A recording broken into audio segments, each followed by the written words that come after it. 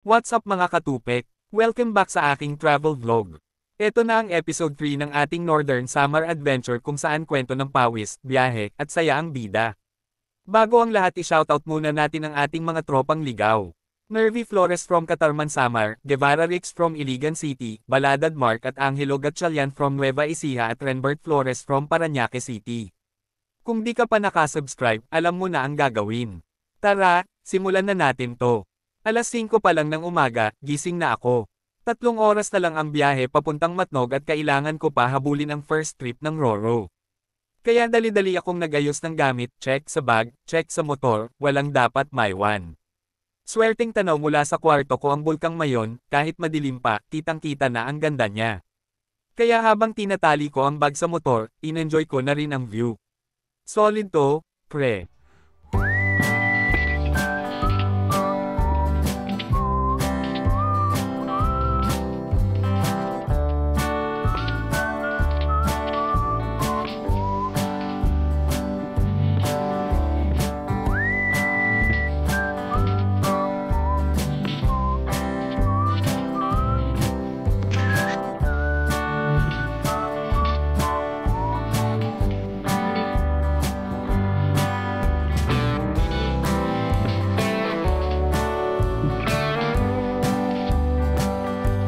Pagpasok ko ng Sorsogon, ramdam ko agad ang ganda ng kalsada. Malawak, 4 lanes, tapos naka-asphalt overlay pa. Dito na ako nakabuelo, enjoy na enjoy ang road trip. Kung ganda ng daan lang ang basehan, panalo talaga ang Sorsogon.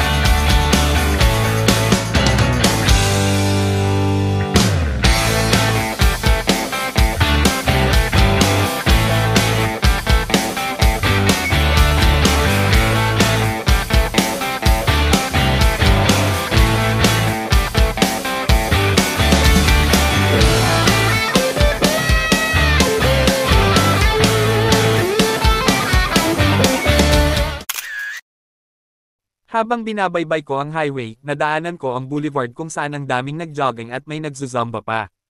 Ang sarap ng hangin, ang ganda ng view, para kang nasa pelikula.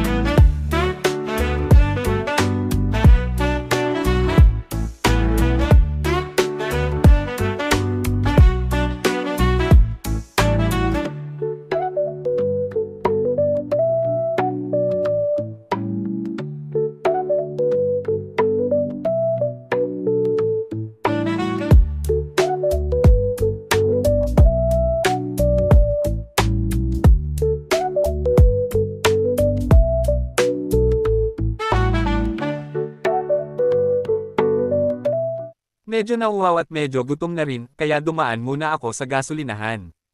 Third full tank ko na to mula Imus, Cavite, at this time 400 pesos ang ibinayad ko. Aliwales din ang station nila, kaya good vibes pa rin. Back to the road ulit. Busog na busog ang mata ko sa tanawin. Malamig ang simoy ng hangin, at pakiramdam ko, lumalapit na ako sa Northern Dream.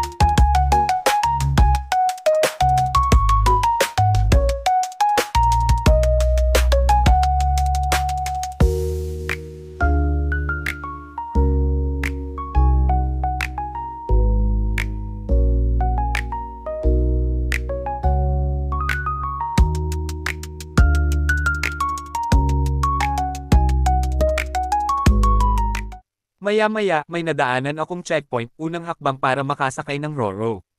Shine check dito ang ORCR at driver's license, kaya mga katapat, siguraduhin niyo kompleto ang papel bago bumiyahe. After a few kilometers, andin na ang ticketing booth.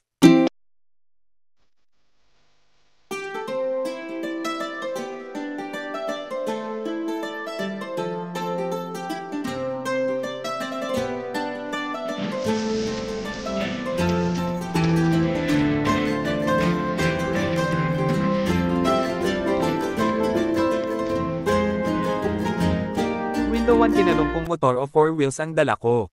Window 3, 4 at 6 bayaran ng kung ano-ano. Tapos sa Coast Guard, nagpa-stamp ako. Total damage, 870 pesos para sa motor at driver.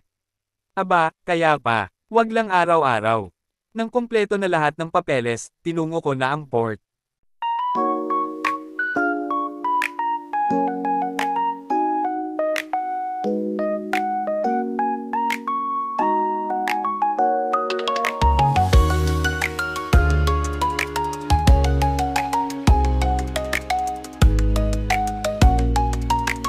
Doon ko nakita ang arko na may nakasulat. You are now leaving the island of Luzon. Phew, what a ride. Pagpasok sa port, ticket check ng guard, another guard, at Coast Guard ulit.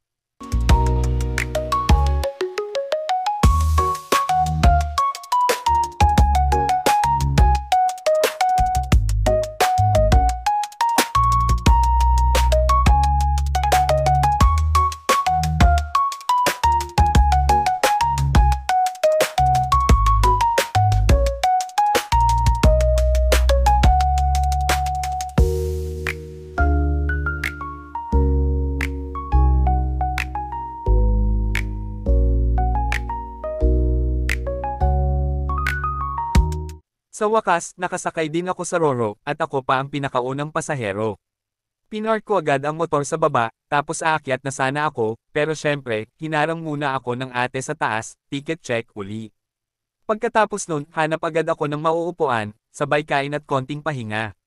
Naglibot-libot ako sa Roro at napansin ko yung mga batang nasa bangka sa baba, nangangisday ng barya. Ihagis mo lang ang piso, sisirin nila agad. Aliw na aliw ako, parang live show sa dagat. Mga 2 oras din akong naghintay bago umalis ang Roro, at another 2 hours ang biyahe papuntang Allenport. Nang mag-announce na pwede nang bumaba, diretso agad ako sa motor. Silip muna sa bintana, at ayon, napakagandang asol na dagat ang bumungad. Para kang nasa postcard, men. Pagbaba ng Roro, tinahak ko na ang kalsada ng Northern Samar. Tagumpay. Mula Imus Cavite, andito na tayo sa Northern Samar. At dito na nagtatapos ang ating Northern Samar Adventure, mga katupek. Grabe ang saya, pagod, at ganda ng biyahe mula Luzon hanggang Samar. Pero teka lang, di pa tapos ang ating trip sa susunod na vlog. Kulitan sa Samar, pangingisda, at explore ng lamang dagat naman tayo. So abangan nyo yan. Don't forget to like, comment, at subscribe. Hanggang sa muli, Tupac Lakwatsa, paalam muna sa kalsada.